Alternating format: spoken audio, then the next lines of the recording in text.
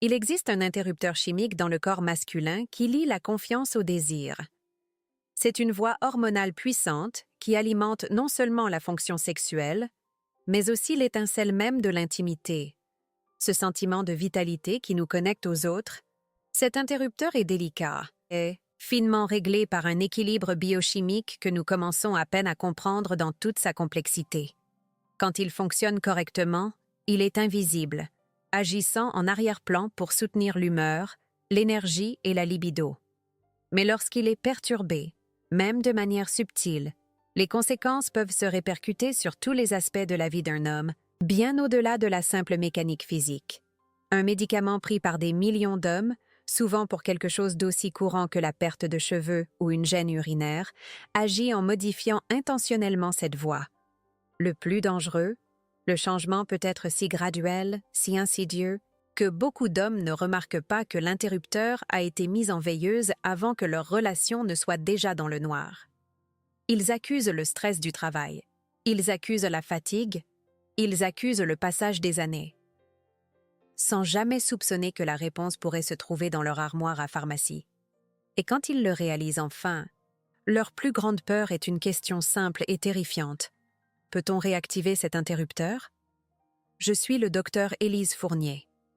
Dans mon cabinet, au fil des ans, j'ai reçu des centaines d'hommes, des jeunes hommes dynamiques inquiets pour leur chevelure et des messieurs distingués gérant leur santé prostatique. Et malgré leurs différences d'âge et de parcours, j'ai entendu la même question, posée à voix basse et avec une crainte palpable, encore et encore. Docteur, pourquoi est-ce que je me sens différent? Mon rôle ici n'est pas de juger ou de prescrire, mais d'ouvrir un espace sûr pour une conversation difficile. Mon autorité ne vient pas de titres, mais de ces conversations, de l'écoute attentive de ces histoires qui se ressemblent et qui révèlent un problème souvent passé sous silence. Le finastéride est un médicament largement utilisé pour deux conditions masculines très courantes, l'alopécie androgénétique, plus connue sous le nom de calvitie masculine, et l'hyperplasie bénigne de la prostate. Dans les deux cas, l'objectif est clair et le bénéfice semble direct. Préserver sa chevelure pour l'un, améliorer son confort urinaire pour l'autre. Le problème est que l'attention est presque entièrement focalisée sur ce résultat visible, sans une compréhension approfondie du mécanisme sous-jacent. On modifie une hormone clé, la dihydrotestostérone ou DHT, sans toujours expliquer l'ensemble des répercussions possibles sur la libido, la qualité de l'érection et même l'humeur, qui sont les véritables piliers d'une intimité épanouie. Ce sujet est entouré d'un silence pesant pour deux raisons principales, la honte et la mauvaise attribution des symptômes. D'une part, la dysfonction sexuelle reste un tabou immense. Les hommes ont souvent une grande gêne à en discuter, même avec leur médecin. D'autre part, comme les changements s'installent progressivement, il est très facile de les attribuer à d'autres facteurs. Une baisse de désir? C'est le stress. Des difficultés érectiles? C'est la fatigue ou des problèmes de couple. Cette tendance à chercher des explications ailleurs empêche de faire le lien crucial entre les symptômes ressentis et le médicament qui pourrait en être à l'origine. À long terme, cette situation peut devenir bien plus dommageable. Une baisse initiale et subtile de la libido peut engendrer une anxiété de performance. Cette anxiété, à son tour, est une cause majeure de difficultés érectiles. C'est le début d'un cercle vicieux psychologique où la peur de l'échec devient une prophétie autoréalisatrice. Au fil des mois et des années, ce cycle peut éroder profondément l'estime de soi, créer des tensions dans le couple et causer des dommages émotionnels et relationnels qui dépassent de loin la préoccupation initiale concernant la perte de cheveux ou le confort urinaire. On risque de résoudre un problème en créant un autre, bien plus profond. Pour comprendre ce qui se passe, nous devons nous pencher sur la biologie. Pensez à la testostérone comme à la source d'énergie brute de votre corps, un peu comme le pétrole brut. Pour qu'elle soit utilisée de manière spécifique dans certains tissus comme la peau, les follicules pileux ou la prostate, une enzyme appelée 5-alpha-réductase agit comme un convertisseur spécialisé, un raffineur. Elle transforme une partie de cette testostérone brute en dihydrotestostérone, ou DHT. une hormone beaucoup plus puissante et ciblée qui envoie des signaux très spécifiques à ces tissus. C'est ce signal puissant qui, par exemple, provoque la miniaturisation des cheveux chez les hommes prédisposés. Le finastéride agit de manière très simple et directe. Il bloque ce convertisseur. En inhibant l'enzyme 5-alpha-réductase, il réduit considérablement la production de DHT dans tout le corps. C'est pour cela qu'il est si efficace. En diminuant le signal de la DHT, il arrête la chute des cheveux et peut réduire la taille de la prostate. C'est une intervention biochimique ciblée et puissante. Cependant, cette action n'est pas limitée à la peau ou à la prostate. Elle a lieu partout où cette enzyme est présente, et cela inclut une zone que l'on oublie souvent de mentionner dans ce contexte, le cerveau. Et c'est ici que se trouve la pièce manquante du puzzle, le point le plus important de cette explication. La DHT n'est pas seulement active dans les tissus périphériques. Elle joue un rôle absolument crucial dans le cerveau pour la synthèse de ce que l'on appelle les neurostéroïdes. Des composés comme l'allopregnanolone, par exemple, sont des régulateurs puissants de l'humeur, de l'anxiété, de la libido et de la fonction neuronale en général. Lorsque vous diminuez drastiquement la DHT, vous ne modifiez pas seulement une hormone dans votre corps. Vous modifiez potentiellement l'environnement chimique de votre cerveau. Ce n'est plus une question de plomberie, c'est une question de neurologie. Je pense à l'un de mes patients, Julien, un graphiste de 29 ans, plein de vie et de projets. Il est venu me voir parce qu'il se sentait anesthésié, émotionnellement plat. Il était sur le point de demander sa petite amie en mariage, mais il ressentait une étrange distance, une déconnexion qui le terrifiait. Il craignait de ne plus être amoureux. En remontant le fil des événements, nous avons réalisé que cette anesthésie avait commencé environ 6 mois après qu'il ait débuté un traitement au finastéride pour un début de calvitie. Il n'avait jamais, pas une seule seconde, fait le lien entre la prise de ce comprimé et son état émotionnel. Maintenant que nous comprenons la chimie du cerveau, voyons comment cela se traduit concrètement par un effet domino qui peut mener de la pharmacie à la chambre à coucher. La première étape est souvent la plus subtile et la plus déroutante. La réduction des neurostéroïdes peut se manifester par une baisse de ce que l'on appelle le désir sexuel spontané. Il ne s'agit pas de la capacité à avoir une érection, mais de l'étincelle initiale, de la pensée érotique qui surgit d'elle-même, de l'intérêt proactif pour l'intimité. C'est le moteur qui démarre de plus en plus rarement. Ce manque de désir spontané, même s'il est purement chimique au départ, a un impact psychologique immédiat et puissant. L'homme commence à se poser des questions, à douter de lui-même. Est-ce que je la désire encore? Suis-je encore un homme? Qu'est-ce qui ne va pas chez moi? Cette introspection anxieuse crée une pression mentale énorme. L'intimité, qui devrait être un lieu de connexion et de plaisir, devient un test à réussir, une performance à accomplir. Cette anxiété est un véritable poison pour la fonction sexuelle, bien plus puissant que beaucoup ne l'imaginent. C'est là que la manifestation physique apparaît. L'anxiété de performance est l'un des principaux moteurs de la dysfonction érectile. La pression mentale de devoir performer sans le soutien organique du désir sous-jacent peut rendre difficile, voire impossible, l'obtention ou le maintien d'une érection satisfaisante. Un échec, même partiel, renforce l'anxiété pour la fois suivante, créant ce fameux cercle vicieux. On finit par ignorer les signes précoces, comme une diminution des érections matinales, en les mettant sur le compte d'une mauvaise semaine, jusqu'à ce que le problème soit bien installé. Je pense à Robert, 62 ans, qui prenait du finastéride pour sa prostate depuis plusieurs années. Il m'a confié, avec un profond sentiment de résignation, que lui et sa femme n'avaient pas eu de relation intime depuis plus d'1 an. Il avait mis ça sur le compte de l'âge, tout simplement. Il ressentait une perte immense, une tristesse face à cette distance qui s'installait avec sa femme, mais il était trop gêné pour en parler, supposant que c'était une cause perdue. Il ne savait même pas qu'il y avait des questions qui méritèrent d'être posées. Je dois être très claire. Cette séquence ne se produit pas chez tous les hommes. La sensibilité à ces changements hormonaux varie considérablement. Mon but est de cartographier les voies potentielles pour que vous puissiez être plus vigilant. Savoir que cela peut se produire est une chose. Mais que pouvez-vous réellement faire avec cette information? C'est l'étape la plus cruciale. La première action, la plus simple et la plus sûre, est la prise de conscience et l'autosurveillance attentive. Avant de commencer tout nouveau médicament à long terme, et particulièrement durant les premiers mois de traitement, il est judicieux de faire un état des lieux honnête. Comment est votre humeur générale?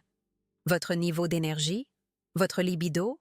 Votre sommeil? Cette conscience de votre état de base est votre premier et plus important outil de détection. La deuxième action est de savoir comment avoir une conversation éclairée avec votre médecin. Au lieu d'arriver avec une plainte vague comme « Je pense que j'ai des troubles de l'érection », ce qui peut mener à une prescription rapide pour un autre médicament, vous pouvez utiliser une approche plus informée.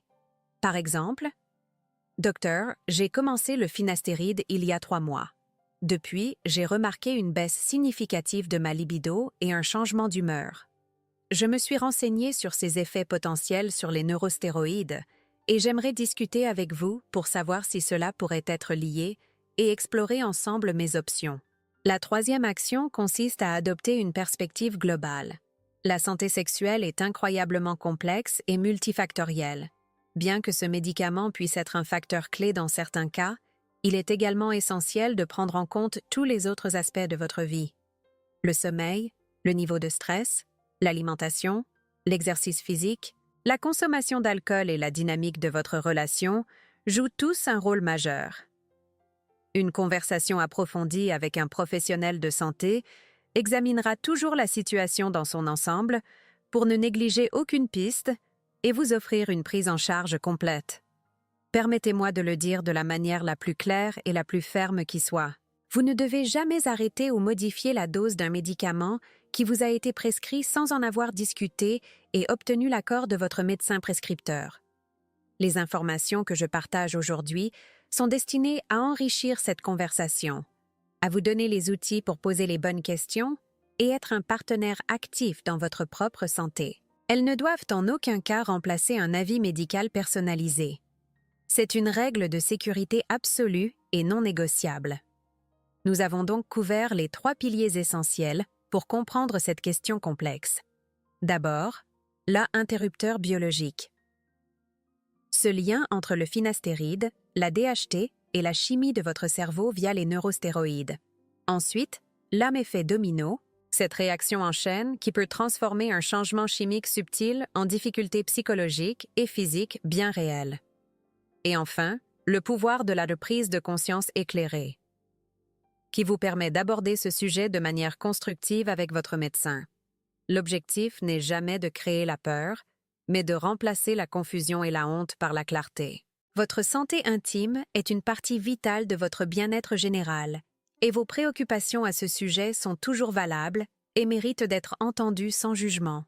Si quoi que ce soit dans cette vidéo a résonné en vous, si vous vous êtes reconnu dans ces descriptions, la prochaine étape, la plus importante, est de programmer une conversation avec un professionnel de santé qualifié. Lui seul pourra vous fournir des conseils personnalisés et adaptés à votre situation spécifique.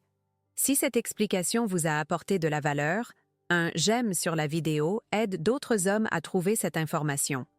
N'hésitez pas à partager vos réflexions en commentaire et abonnez-vous pour plus d'analyses approfondies sur la santé. Merci d'avoir pris ce temps pour mieux comprendre votre corps. Il existe un interrupteur chimique dans le corps masculin qui lie la confiance au désir. C'est une voie hormonale puissante qui alimente non seulement la fonction sexuelle, mais aussi l'étincelle même de l'intimité, ce sentiment de vitalité qui nous connecte aux autres. Un médicament, pris par des millions d'hommes pour des raisons aussi courantes que la perte de cheveux ou un inconfort prostatique, agit en modifiant intentionnellement cette voie. Le plus dangereux? Le changement est souvent si graduel, si insidieux, que beaucoup ne remarquent pas que cet interrupteur a été mis en veilleuse avant que leur relation ne soit déjà dans le noir. Ils accusent le stress du travail, la fatigue, le passage des années, sans jamais soupçonner que la réponse pourrait se trouver dans leur armoire à pharmacie. Et lorsqu'ils le réalisent enfin, leur plus grande peur se résume à une question terrifiante. Peut-on réactiver cet interrupteur? Je suis le docteur Élise Fournier. Mon autorité sur ce sujet ne vient pas de titres académiques. mais de mon cabinet, un lieu où, au fil des ans, j'ai écouté des centaines d'hommes. Des jeunes hommes dynamiques inquiets pour leur chevelure et des messieurs distingués gérant leur santé prostatique. Malgré leurs différences d'âge et de parcours, j'ai entendu la même question, posée à voix basse et avec une crainte palpable, encore et encore. « Docteur, pourquoi est-ce que je me sens différent? » Mon rôle ici n'est pas de juger ou d'alarmer, mais de créer un espace sûr pour une conversation difficile, d'éclairer un processus biologique complexe pour que vous puissiez comprendre ce qui se passe réellement dans votre corps et être un partenaire actif dans votre propre santé. Ce sujet est entouré d'un silence pesant, nourri par la honte et la tendance à attribuer les symptômes à d'autres causes. La dysfonction sexuelle reste un tabou immense, et lorsque les changements s'installent progressivement, il est facile de les imputer au stress ou au vieillissement. Ignorer ce lien, c'est risquer d'éroder son estime de soi et de mettre une pression immense sur ses relations. L'objectif de cette vidéo est donc de vous donner la clarté scientifique nécessaire pour comprendre ce mécanisme et le vocabulaire pour en discuter de manière éclairée avec votre médecin. Si vous trouvez cette information utile, un j'aime aide d'autres personnes à la trouver. N'hésitez pas à commenter et à vous abonner pour que nous puissions continuer à avoir ces conversations importantes ensemble. Pour comprendre ce qui se passe réellement, nous devons nous plonger dans la biologie, mais n'ayez crainte, je vais rendre cela très simple. Pensez à la testostérone comme à la source d'énergie brute de votre corps, un peu comme du pétrole brut. Pour qu'elle soit utilisée de manière spécifique dans certains tissus comme la peau, les follicules pileux ou la prostate, elle a besoin d'être raffinée. C'est là qu'intervient une enzyme clé appelée la 5-alpha-réductase. Agissant comme un convertisseur spécialisé, une sorte de raffinerie biologique, elle transforme une partie de cette testostérone brute en une hormone beaucoup plus puissante et ciblée qui enverra des signaux très précis à ses tissus. Cette hormone raffinée, c'est la dihydrotestostérone, ou DHT. Elle est jusqu'à 10 fois plus puissante que la testostérone pour se lier à certains récepteurs. C'est elle qui envoie les signaux forts responsables de la miniaturisation des cheveux chez les hommes génétiquement prédisposés, et c'est aussi elle qui contribue à l'augmentation du volume de la prostate avec l'âge. C'est donc une hormone très ciblée, dont l'action est très localisée et puissante. En comprenant cela, on voit immédiatement pourquoi la réduire semble être une solution logique et directe pour traiter la calvitie ou l'hyperplasie bénigne de la prostate. C'est une intervention qui va droit au but. Le finastéride agit de manière très simple et directe. Il bloque ce convertisseur. En inhibant l'enzyme 5-alpha-réductase, il empêche la transformation de la testostérone en DHT, réduisant ainsi considérablement les niveaux de cette dernière dans tout le corps. C'est la raison pour laquelle il est si efficace. En diminuant le signal puissant de la DHT, il arrête le processus de chute des cheveux et peut même réduire la taille de la prostate. C'est une intervention biochimique ciblée et puissante. Cependant, cette action n'est pas limitée à la peau ou à la prostate. Elle a lieu partout où cette enzyme est présente.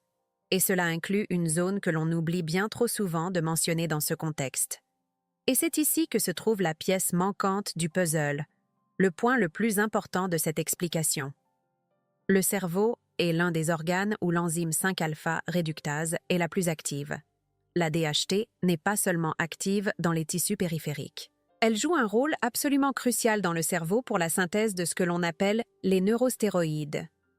Des composés comme l'allopregnanolone, par exemple, sont des régulateurs puissants de l'humeur, de l'anxiété, de la clarté mentale et, bien sûr, de la libido et de la fonction neuronale en général.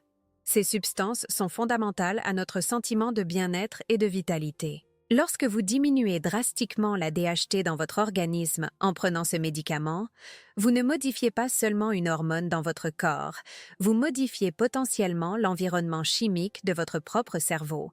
Ce n'est plus une simple question de plomberie ou de dermatologie, c'est une question de neurologie. L'acte quotidien de prendre un comprimé pour vos cheveux est ainsi relié à un changement biologique profond et lent qui peut affecter les fonctions les plus fondamentales de votre cerveau. C'est pourquoi les effets sur le désir peuvent sembler si déroutants et si profonds. Ils ne sont pas dans votre tête. Ils prennent racine dans votre chimie cérébrale. Cette connexion explique pourquoi les symptômes peuvent être si variés et subtils au début, allant d'une simple baisse d'entrain à une sensation de brouillard mental ou à une diminution de l'intérêt pour des activités autrefois plaisantes, y compris l'intimité. La biologie relie directement l'action du médicament à ses ressentis. L'interrupteur dont nous parlions au début n'est donc pas seulement sexuel, il est neuro-hormonal. Maintenant que nous comprenons la chimie du cerveau et ce lien crucial, voyons comment cela se traduit concrètement par un effet domino qui peut mener de la pharmacie à la chambre à coucher. Maintenant que nous comprenons la chimie du cerveau, voyons comment cela se traduit concrètement par un effet domino qui peut mener de la pharmacie à la chambre à coucher.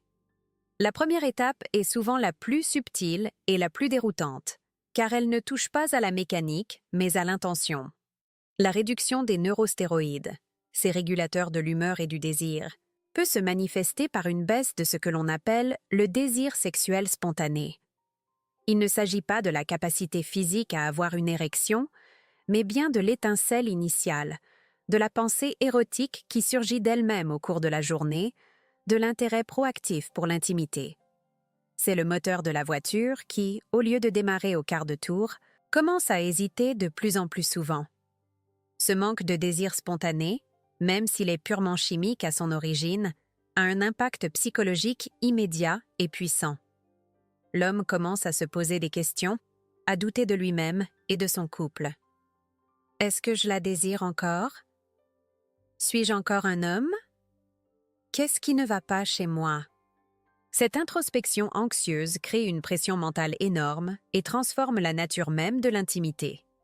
Ce qui devrait être un lieu de connexion, de plaisir et de spontanéité devient un test à réussir, une performance à accomplir pour se rassurer et rassurer sa partenaire. L'acte sexuel n'est plus une envie, mais une obligation que l'on se fixe pour prouver que tout va bien, alors que l'on sent que quelque chose a changé. C'est précisément à ce moment-là que la manifestation physique apparaît le plus souvent. L'anxiété de performance est l'un des principaux moteurs psychologiques de la dysfonction érectile.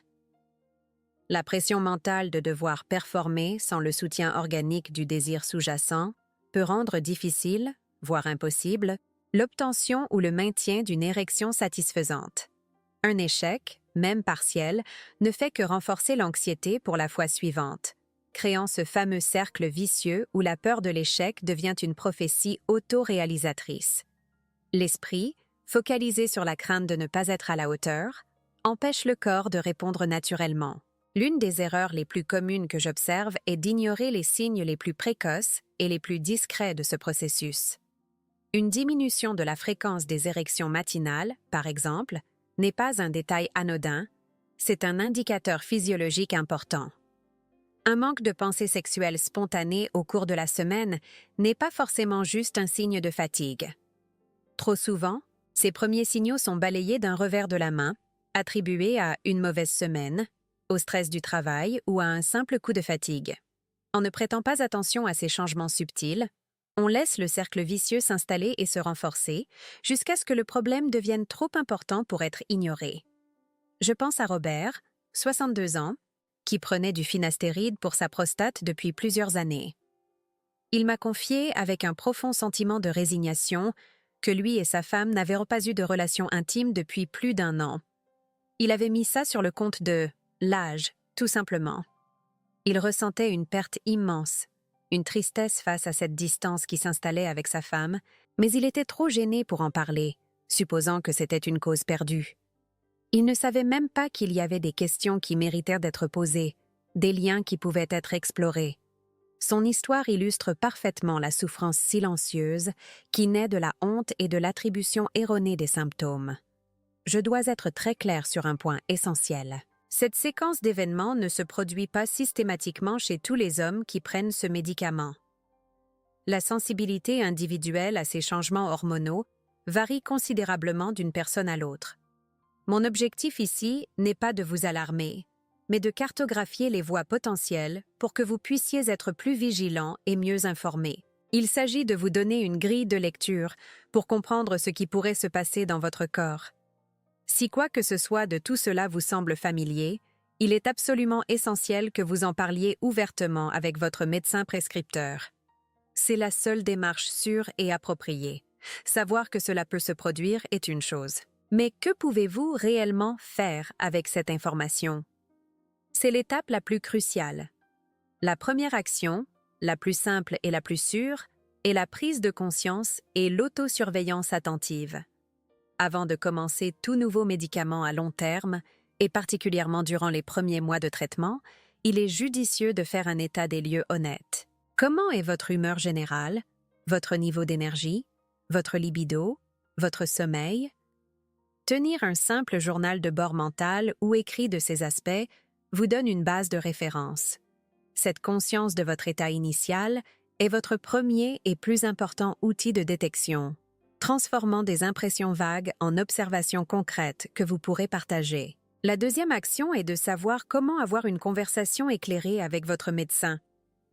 Au lieu d'arriver avec une plainte vague comme « je pense que j'ai des troubles de l'érection », ce qui peut mener à une prescription rapide pour un autre médicament qui ne traite que le symptôme, vous pouvez utiliser une approche beaucoup plus informée et constructive. Imaginez dire « Docteur, j'ai commencé le finastéride il y a 3 mois. Depuis, j'ai remarqué une baisse significative de ma libido et un changement d'humeur. Je me suis renseigné sur ses effets potentiels sur les neurostéroïdes et j'aimerais discuter avec vous pour savoir si cela pourrait être lié et explorer ensemble mes options. » Cette approche vous positionne comme un partenaire actif dans votre santé. La troisième action consiste à adopter une perspective globale. La santé sexuelle est incroyablement complexe et multifactorielle. Bien que ce médicament puisse être un facteur clé dans certains cas, il est également essentiel de prendre en compte tous les autres aspects de votre vie qui influencent directement votre bien-être intime. La qualité de votre sommeil, votre niveau de stress chronique, votre alimentation, votre activité physique, votre consommation d'alcool et la dynamique de votre relation jouent tous un rôle majeur. Une conversation approfondie avec un professionnel de santé examinera toujours la situation dans son ensemble pour ne négliger aucune piste et vous offrir une prise en charge complète et personnalisée, au-delà de la simple pharmacologie. Permettez-moi de le dire de la manière la plus claire et la plus ferme qui soit.